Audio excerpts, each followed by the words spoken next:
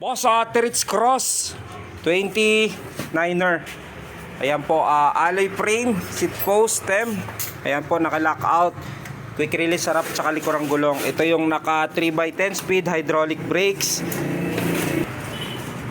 8,300 with a 5 freebies, club tube, machine guard, arm sleeve, taillight. Ayan, papakita ko sa iyo, good condition, walang gas or any dent sa kanyang frame. Ayan, papakita ko sa inyo yung nakatono. Yan po ay 10 speed cassette type.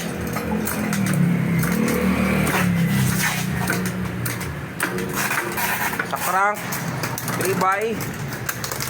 Alay na rin kayo gulong sa likuran. Ganon din dito sa harapan. Walang alugang headset. Ganon din yung kanyang crank. Ngayon papakita ko sa yung fork nya. May lockout. Ayan po, bouncing. Tapos yung wala.